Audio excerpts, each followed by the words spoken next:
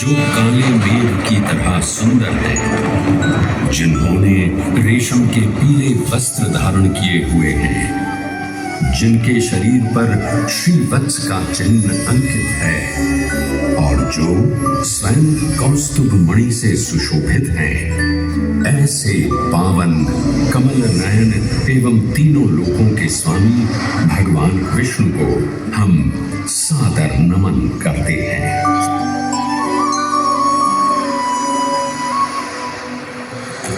आस्था, दिव्यता, इतिहास एवं वास्तुकला का समन्वय हूं मैं। भगवान श्यामला जी को समर्पित पवित्र मंदिर हूं मैं। प्राचीन धर्म और अटूट भक्ति की कहानियां सुनाने मैं आज भी विद्यमान हूं। गुजरात के अरवल्ली जिले में प्राकृतिक सौंदर्य के बीच मेश्वा नदी के तट पर स्थित है मेरा ये विशाल प्रांगण, जिसके हृदय में वास करते हैं परब्रह्म भगवान विष्णु।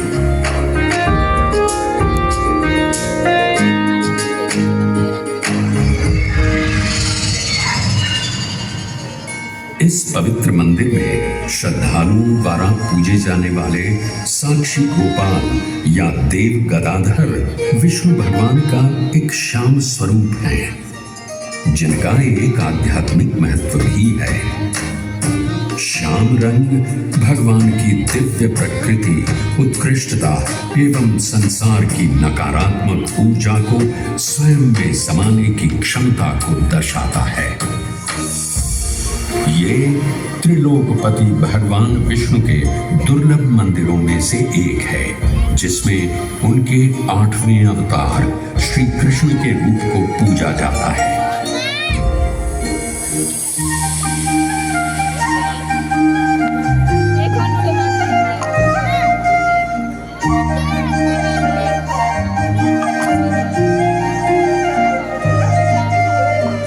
इस मंदिर में भगवान श्यामला जी या कहें श्री कृष्ण चरवाहे के रूप में दर्शाए गए हैं, जहां उनके साथ गौ माता की भी पूजा की जाती है।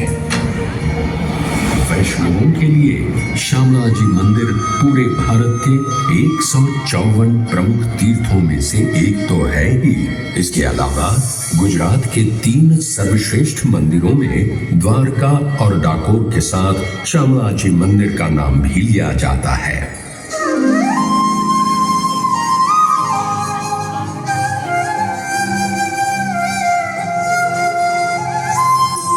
हरी धेनु चराए, आज हरी धेनु चराए अवतार।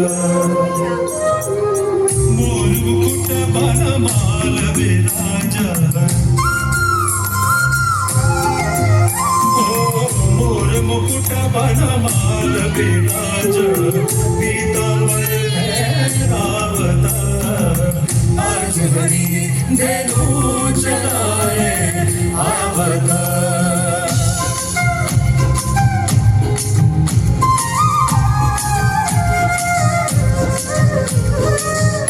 एक नंद जसोदा रोगी, एक नंद जसोदा रोगी।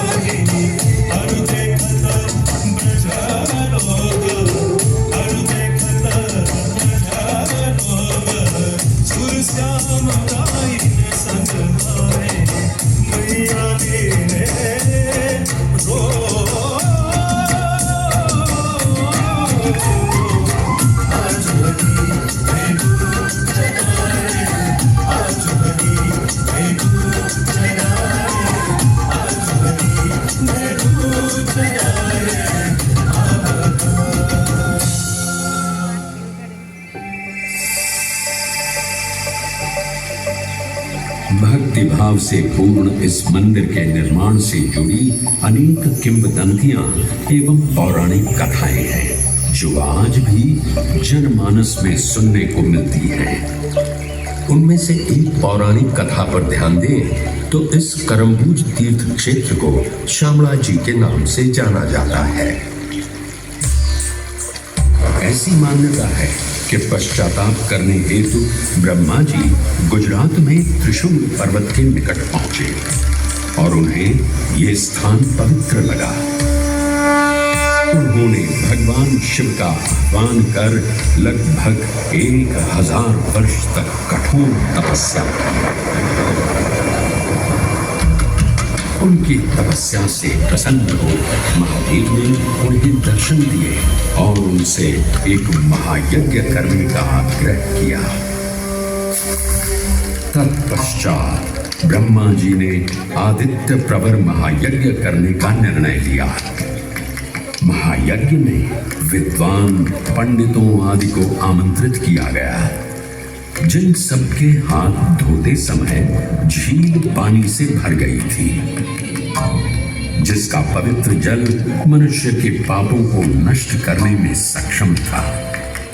इसलिए देवताओं ने इस स्थान का नाम करम्बूज तीर्थ क्षेत्र रखा। ब्रह्मा जी की प्रार्थना से भगवान विष्णु प्रसन्न हुए और उनसे कहा, हे ब्रह्मदेव, मैं आपकी प्रार्थना से प्रसन्न हूं। आप अपनी इच्छा व्यक्त करें। मुझे बताएं कि आपको क्या वरदान चाहिए।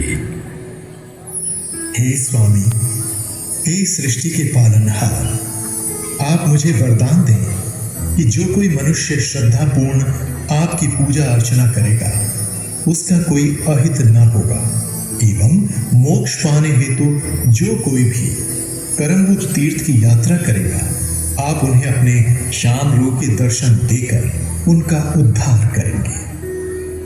तथास्तु। हे ब्रह्मदेव, मैं सदैव के लिए करम्बूज तीर्थ में निवास करूंगा और जो कोई मनुष्य सच्चे श्रद्धा भाव से मेरी पूजा अर्चना करेगा, मेरा आशीर्वाद उस पर सदैव ही रहेगा।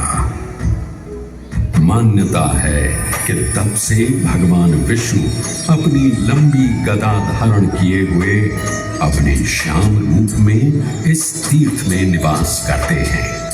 इसलिए उन्हें गदाधर के रूप में भी पूजा जाता है। ऐसी ही एक और किंवदंती है जो इस मंदिर के निर्माण का ताना बाना बुनती है। माना जाता है कि देवताओं के वास्तुकार विश्वकर्मा ने एक ही रात में इस मंदिर का निर्माण किया, परंतु प्रातः होते ही वो इस मंदिर को अपने साथ ले जाने में असमर्थ थे, तो उन्होंने इस मंदिर को यहीं छोड़कर जाने का निर्णय लिया।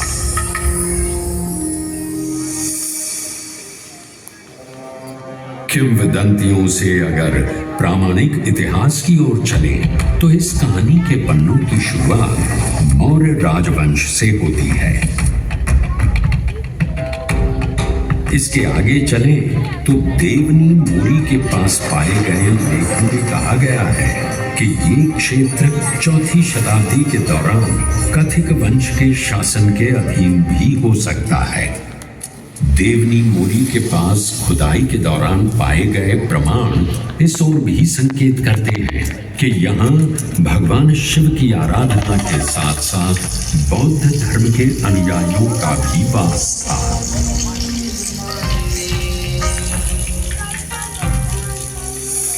लगभग 5वीं शताब्दी के प्रारंभ में गुजरात में गुप्त काल का प्रारंभ हुआ। ऐसा कहा जाता है कि ये वही समय था जब भगवान शिव के साथ भगवान विष्णु की पूजा की शुरुआत हुई। 800 ईस्वी में जगत गुरु शंकराचार्य, रामानुजाचार्य एवं निम्बकाचार्य तथा अन्य आचार्यों ने वैष्णव अनुयायियों को बढ़ावा दिया। उसी के परिणाम स्वरूप तीर्थ स्थानों का नवीनीकरण हुआ। अनेक मंदिरों का निर्माण कराया गया, यज्ञ किए गए एवं श्यामला जी भी समृद्ध हुआ।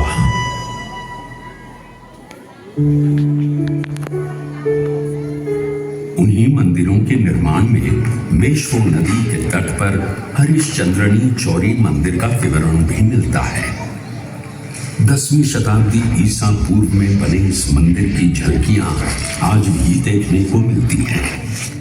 इस मंदिर में एक आयताकार गर्भगृह के सामने एक बड़ा मंडप स्थापित है, जिसमें 2 समीपवर्ती दीर्घाएं हैं जो सभाओं या अनुष्ठानों के लिए स्थान सुझाती हैं।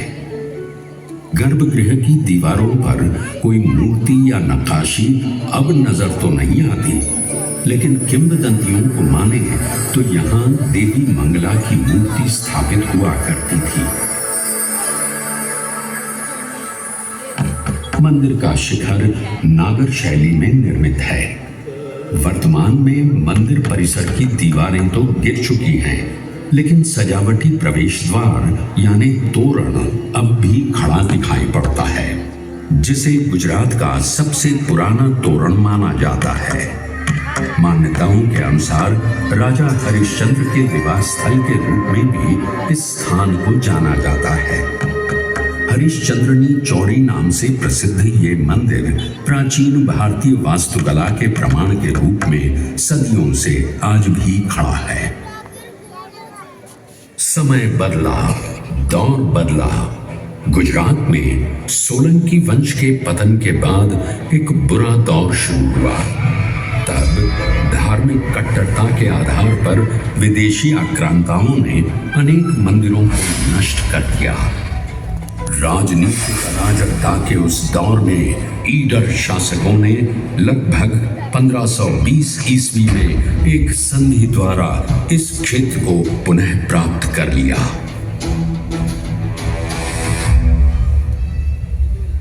कुछ समय और बीता और लगभग 1565 ईस्वी में महाप्रभु वल्लभाचार्य जी ने भारतवर्ष में वैष्णववाद का प्रचार प्रसार किया और द्वारका, डाकोर, सिद्धपुर और श्यामला जी का दौरा किया एवं अनेक तीर्थ स्थानों का पुनरुद्धार करवाया। महाप्रभु वल्लभाचार्य जी एक महान भक्ति दार्शनिक थे और उन्हीं के प्रभाव से तत्कालीन शासकों ने सनातन धर्म के प्रति उदारता दिखाई थी।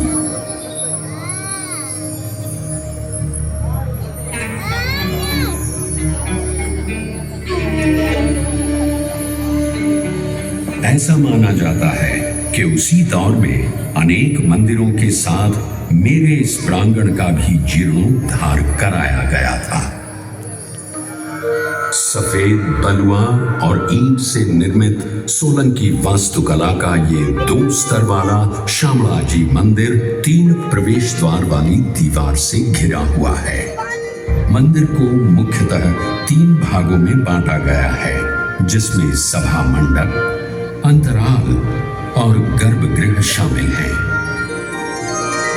मंदिर सुंदर खंभों पर टिका हुआ है, जिसके ऊपर एक छतरी विराजमान है और साथ ही उसकी दोनों ओर अर्धमंडलाकार रचनाएं मौजूद हैं। मंदिर के आंतरिक स्तंभ नीचे से ऊपर तक 3 भागों में विभाजित हैं, वर्गाकार, अष्टकोणीय एवं गोलाकार, जिनके ऊपर सुंदर फूलों की आकृतियां उकेरित हैं। सुंदर नक्काशी से भरा शिखर है जो निस्संदेह अपनी ओर सभी का ध्यान आकर्षित करता है।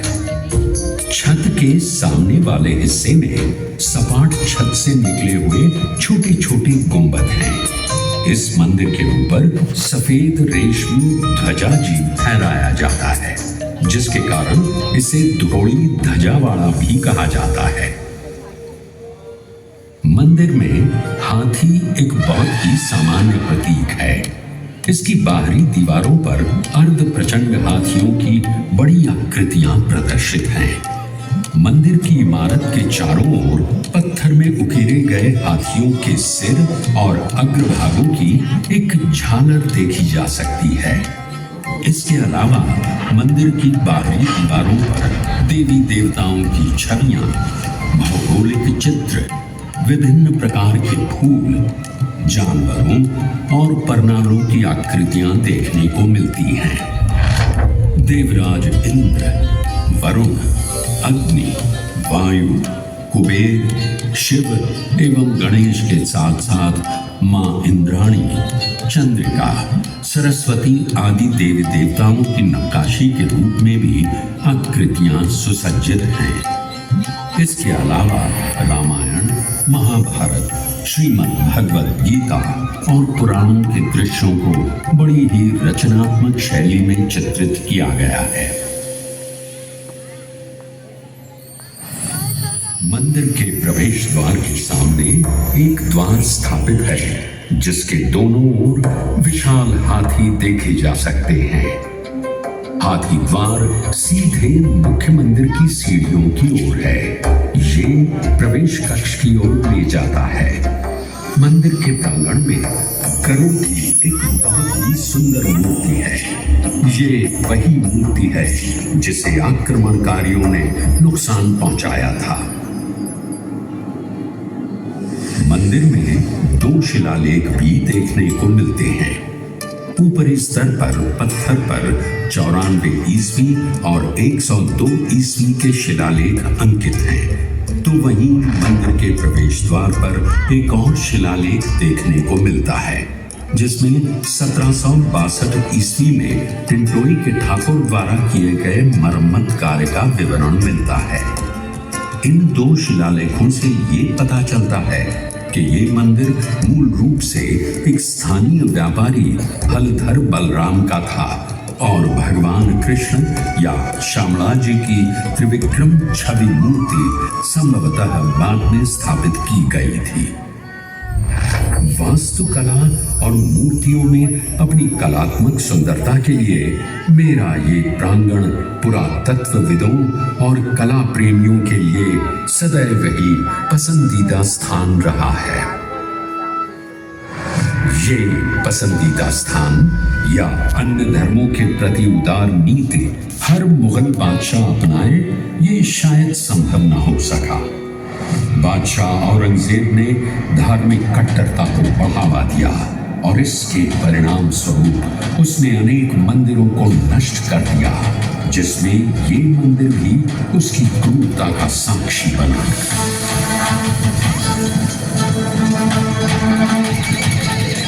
लीडर के महाराजा, ठाकुर और राजपूतों ने मुगल सेना का बहादुरी से सामना किया, परंतु वो जीत न पाए।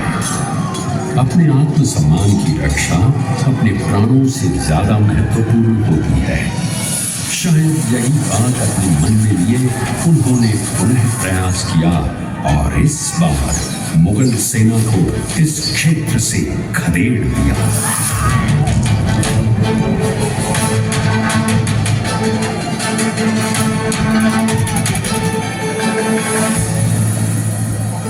वर्तमान के खतरों को देखते हुए पुजारियों ने भगवान श्यामला जी की मूर्ति को करमभुज तालाब में छिपा दिया और यहां से पलायन कर गए। माना जाता है कि तब आदिवासी यहां खेती किया करते थे।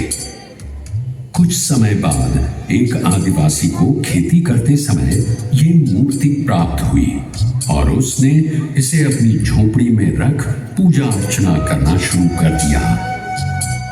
ये भगवान का आशीर्वाद ही था कि सूखी बंजर पड़ी जमीन पर भी अच्छी फसल हुई।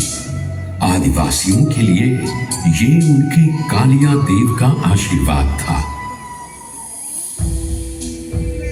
मूर्ति का रंग काला होने की वजह से कालिया देव नाम आया। जब ये बात श्री शाहूकार हरसोला वणिक शेठ कल्याण जी शाह को पता चली तो उन्होंने एक मंदिर बनवाया एवं मूर्ति की प्राण प्रतिष्ठा भी करवाई।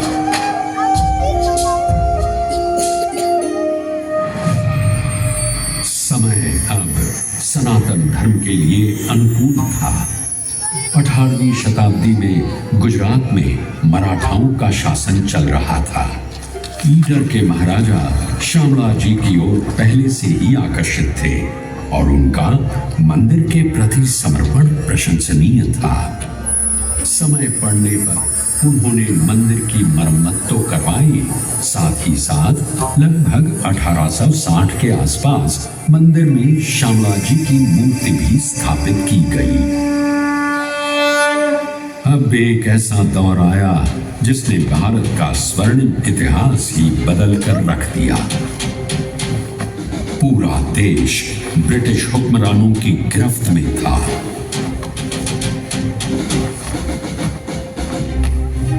परिस्थितियां अब प्रतिकूल थी। मंदिर पर और कोई आपत्ति न आने पाए, इसलिए ब्रिटिश शासन के दौरान ही ईडर राज्य के शासक श्री केशरी सिंह जी ने इस मंदिर के नियमित प्रबंधन के लिए वैष्णवों की एक समिति बनाई। रख रखाव का भार शामला जी के आसपास के क्षेत्रों जैसे मोडासा, सरडोई और टिंटोई के भक्तों पर डाल उन्हें मंदिर प्रशासन के लिए नियुक्त कर लिया गया। समय सदा एक सा नहीं रहता, ये बात बिल्कुल सही है, क्योंकि अब अंग्रेजों का वक्त खत्म होने वाला था। सन 1947 में भारत आजाद हुआ और उसके लगभग 13 वर्षों बाद जन्म हुआ गुजरात राज्य का, जिसके अरवल्ली जिले में मैं यानी ये मंदिर स्थापित है।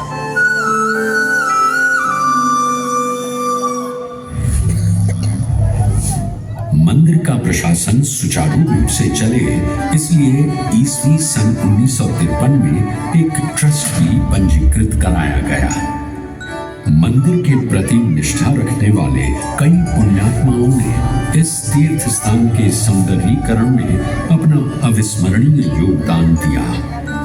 उन्हीं में से श्री मफतलाल गगलभाई का नाम अग्रणी रूप से लिया जाता है। न केवल उन्होंने बल्कि उनके परिवार के सदस्यों ने भी मंदिर के प्रति अपनी आस्था रखी और शामला जी मंदिर का जीर्णोद्धार करवाया और इसे सुंदर मूर्तियों से सजाया।